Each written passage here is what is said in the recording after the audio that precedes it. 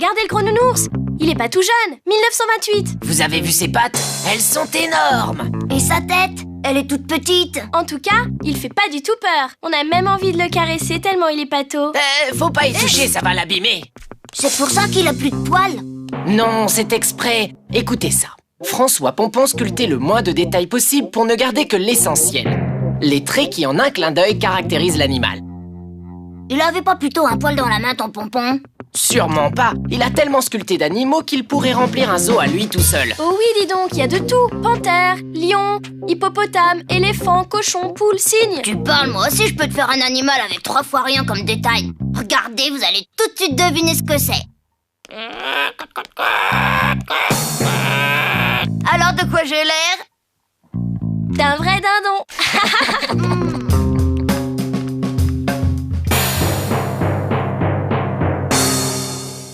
L'ours blanc, musée d'Orsay.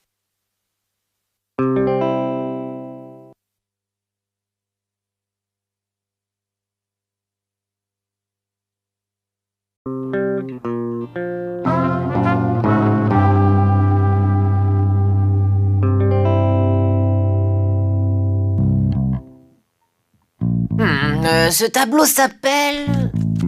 Il y a plein d'enfants partout. Et là, c'est leur grand-père. Il leur fait la classe. Ce tableau s'appelle le maître d'école de Van Ostade. C'est triste. Personne ne l'écoute. Là, ils bavardent. Ici, ils font les pitres et ils jouent. Et là, ils font semblant de travailler. On se croirait dans ma classe. On fait pas la classe dans un grenier, il fait trop sombre. En plus, il n'y a pas de tableau noir. Ni de table. Il y a pas de dessin sur les murs. Ils devaient être malheureux. Mais pourquoi ils sont comme ça? Bah, leur vie devait pas être facile à cette époque. Il y a 400 ans en Hollande en plus. Il devait faire froid dans ce grenier. T'as vu la tête du maître? Il est moche. Les enfants aussi. On dirait des petits vieux. Qui voudrait acheter une toile où tout le monde est sale et pauvre? Il était peut-être allé dans une école comme ça. Ouais, c'était pour raconter comment c'était. Ah. Et pourquoi il a une cuillère dans la main? Il veut leur apprendre la cuisine? Je crois plutôt que c'est pour leur taper dessus. Finalement, c'est pas du tout comme ça dans ma classe. Le maître d'école, musée du Louvre.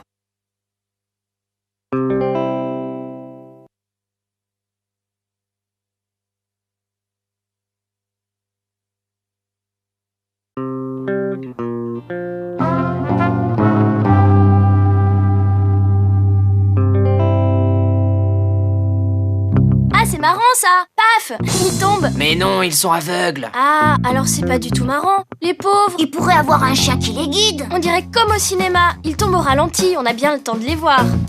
Ce tableau s'appelle la parabole des aveugles de Bruegel. Parabole? Elle est où? C'est horrible. Ils recevaient la télé, ils pouvaient même pas la voir. Méduse! En Hollande, en 1568, il n'y avait pas la télé. Une parabole, c'est quand on raconte une histoire simple pour dire quelque chose de plus profond. Donc là, le tableau, il montre des aveugles et il parle pas des aveugles.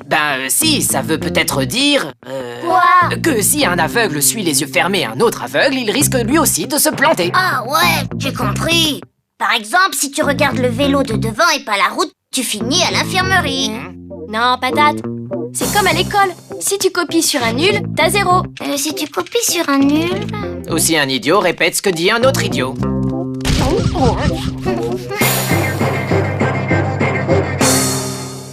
La parabole des aveugles, musée du Louvre.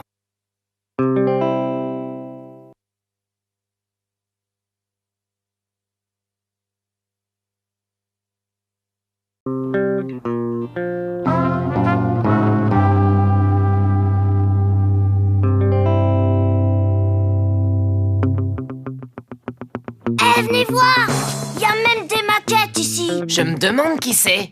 C'est Napoléon. Non, c'est pas lui, c'est un... voyageur dans le vent. C'est peut-être un soldat de Napoléon. Le sculpteur est aussi un grand peintre d'histoire de l'épopée napoléonienne. D'histoire de quoi? L'histoire, quoi. Le pauvre, il doit avancer en pleine tempête. T'as vu comme il est courbé? C'est le cheval qui fait tout le travail. Regardez ses muscles et ses tendons. En tout cas, il est drôlement bien fait.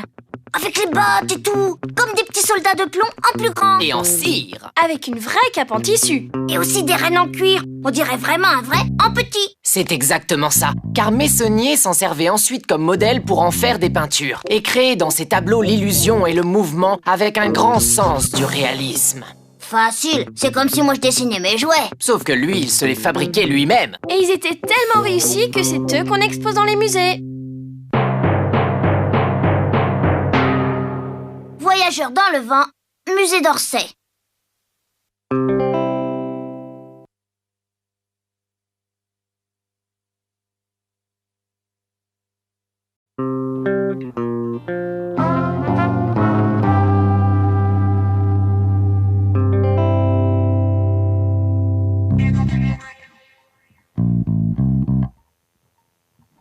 Le pauvre pêcheur, il n'a rien à manger. Et sa famille derrière lui qui ne se doute de rien. C'est pas en restant les bras croisés dans son bateau qu'il va en prendre du poisson. Il a peut-être jeté un filet et il attend. Bah pour jeter un filet au bord de l'eau, pas besoin de bateau, suffit de venir à pied. Il croit peut-être que ça va tomber du ciel. C'est un pêcheur de poissons volants alors. Il n'y a pourtant pas de quoi rire. Ils disent là que c'est une allégorie pour représenter la misère et les pauvres gens malheureux qui quoi? C'est vrai que c'est désespérant leur coin. C'est tout de la même couleur. Et une couleur pas gaie en plus. Ah, j'avais raison. Puvis de Chavannes, 1881. L'impression de mélancolie repose sur les couleurs sourdes presque monochromes qui... Ah, c'est donc ça. C'est le monochrome qui rend triste. Alors pourquoi c'est pas tout rouge si c'est peint avec du mercurochrome? Le pauvre pêcheur, musée d'Orsay.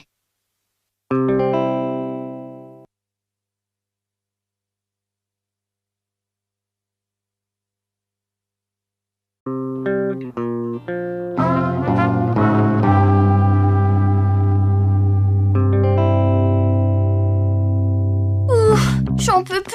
C'est trop immense ce château. Et en plus, on n'a même pas fait les jardins. Venez, il y a des places là devant Napoléon. Il était pas mal quand même. Il était jeune là. Bonaparte franchissant les Alpes de Jacques-Louis David. Dis donc, il savait drôlement bien faire du cheval. T'as vu comme il se cabre? Il tombe même pas, il se tient d'une main. Et l'autre? Le peintre va sûrement pas le montrer se cassant la figure. Napoléon aura vite fait de le virer. Il paraît que c'est lui qui a demandé au peintre de le faire sur ce beau cheval, mais qu'en vérité, il était sur un mulet. Et pourquoi il traversait les Alpes? Voilà, c'était pendant la deuxième campagne d'Italie. Ah bon, on était en guerre contre l'Italie? Contre tout le monde, les Anglais, les Russes et plein d'autres. Et on a gagné? Parfois on a gagné, parfois on a perdu, mais pour finir, on a perdu. T'as vu derrière, on voit les soldats. Ça devait être dur de grimper toutes ces montagnes chargées comme des baudets. Surtout qu'il n'y avait même pas de route. Lui, c'est pratique, hein. Il avait rien à tirer, il marchait même pas à pied. Mais c'est Napoléon quand même. Bonaparte franchissant les Alpes au Grand Saint-Bernard, musée national du château de Versailles.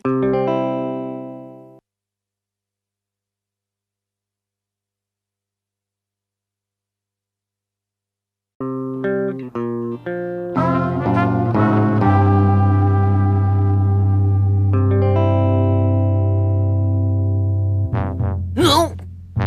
Ah! Waouh, terrible! On dirait des morts vivants.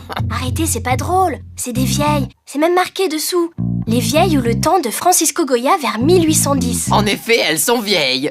Et l'ange derrière, il vient faire leur ménage avec son balai? C'est Chronos, le dieu du temps, qui vient les chercher. Ça symbolise la mort. Pour qu'elle débarrasse le plancher. Et l'autre qui s'en fiche. Elle se regarde dans un miroir, elle se croit belle peut-être. En tout cas, elle a mis tous ses plus beaux habits et tous ses bijoux. On dirait une reine. Et c'est quoi, Quétal? De l'espagnol, ça veut dire comment ça va. C'est sûrement pour se moquer d'elle car elle a pas l'air de bien aller. C'est ce qu'a voulu Goya. Se moquer des grandes dames qui ne pensent qu'à se pomponner. C'est réussi, regarde cette couche de peinture qu'elle s'est collée sur la figure. C'est surtout le peintre qui en a rajouté une couche. Il peignait à la spatule et même avec les doigts pour avoir tous ses effets. Avec les doigts? Oh, y a pas de quoi faire un plat. On apprend ça à la maternelle. Les vieilles ou le temps, Lille, Palais des Beaux-Arts.